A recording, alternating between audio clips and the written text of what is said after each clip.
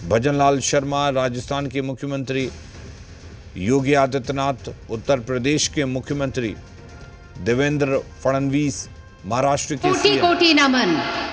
आइए जोरदार कट्टर ध्वनि के साथ स्वागत करते हैं सर्वप्रिय जनप्रिय प्रधानमंत्री श्री नरेंद्र मोदी जी का।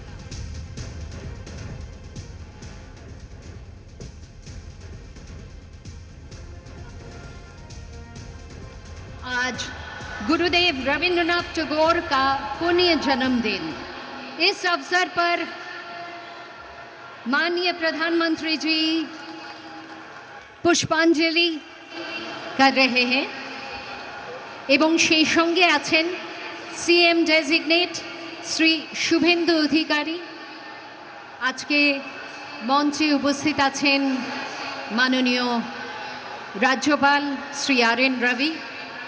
এদের সকলের উপস্থিতিতেই পুষ্পার্ঘ্য প্রদান করা হলো।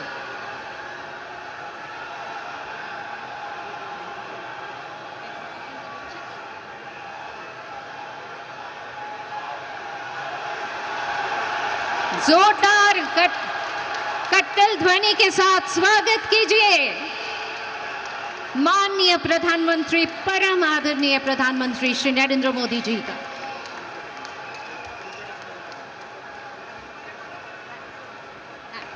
माननीय राज्यपाल उपस्थित आছেন श्री আর.এন. রবি, উপস্থিত আছেন মাননীয় সিএম ডেজিগনেট শ্রী শুভেন্দু অধিকারী।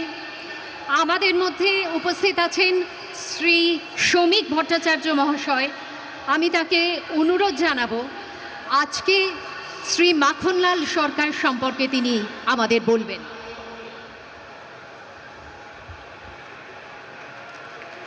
শিলিগুড়ি নিবাসী শ্রী মাখনলাল সরকার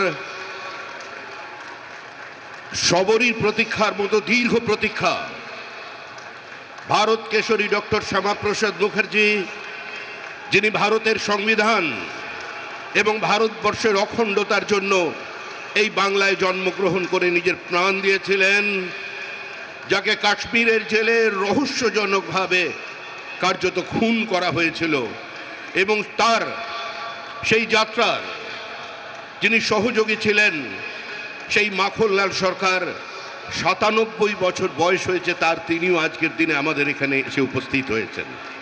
শ্রী মাখনলাল সরকার তারপরে দিল্লিতে একটি দেশাত্মবোধক গান গাওয়ার জন্য দিল্লি পুলিশ তাকে গ্রেপ্তার করে। কংগ্রেসের সরকার নিয়ে যাওয়া হয় বিচারালয়ে। বিচারপতি বলেন তার উকিলের পরামর্শে যে ক্ষমা চান, আপনার মুক্তি দেব। কিন্তু মাখনলাল সরকার বলেছিলেন আমি কোনো অপরাধ করিনি, সুতরাং আমি একটা গান গেয়েছি।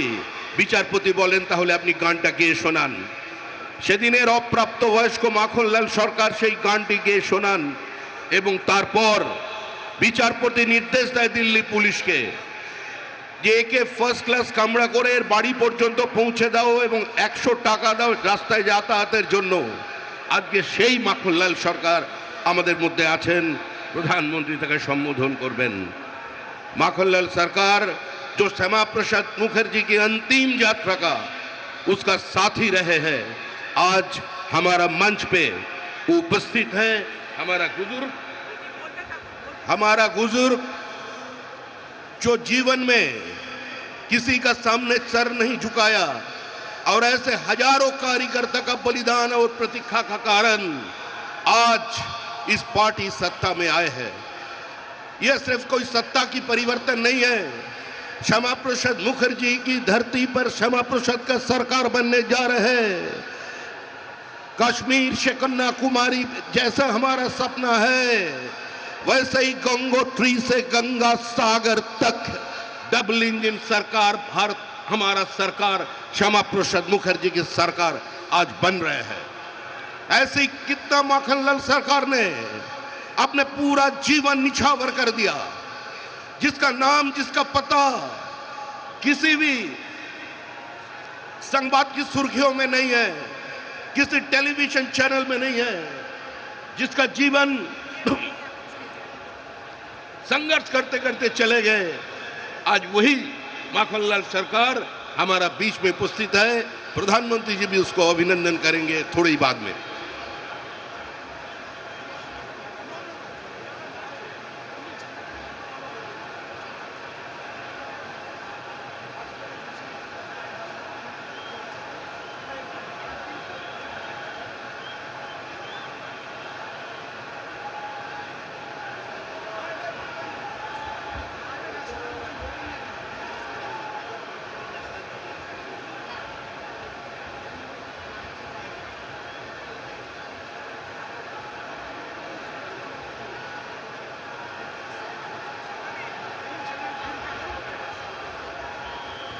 মাননীয় প্রধানমন্ত্রী শ্রী নরেন্দ্র মোদীজি, সেই সঙ্গে আছেন মাননীয় গৃহমন্ত্রী শ্রী অমিত শাহজি, আমাদের মধ্যে উপস্থিত আছেন মাননীয় রক্ষামন্ত্রী শ্রী রাজনাথ সিংজি এবং বহু রাজ্য থেকে বিশিষ্ট মানুষজন আজকে এখানে এসে উপস্থিত হয়েছেন।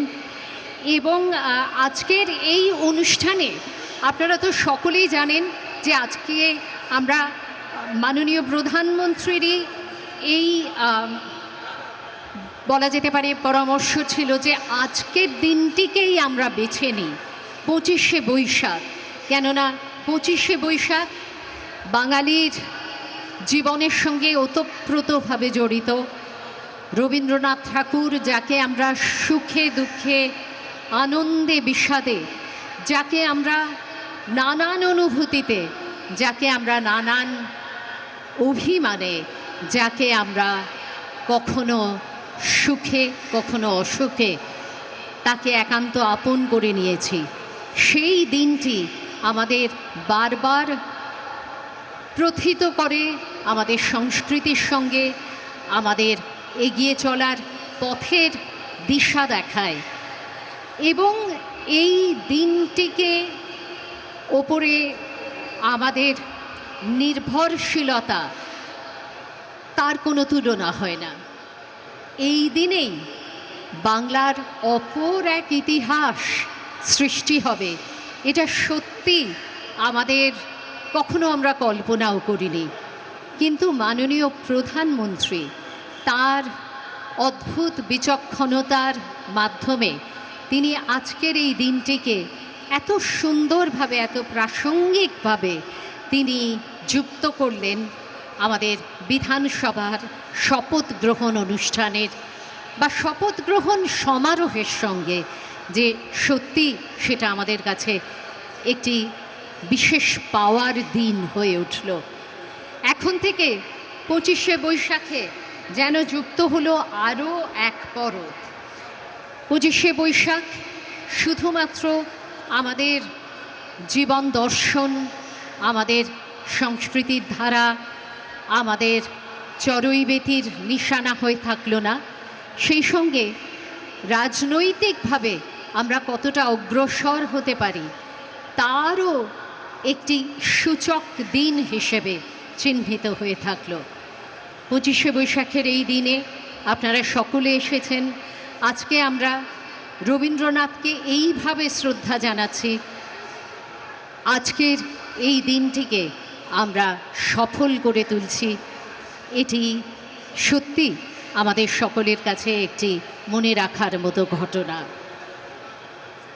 Ladies and gentlemen, what a wonderful coincidence, or let's say what a wonderful coordination has been achieved when the most honorable Prime Minister had suggested that we choose 25শে Boishakh, the birthday of Gurudev Rabindranath Tagore, for the swearing-in ceremony.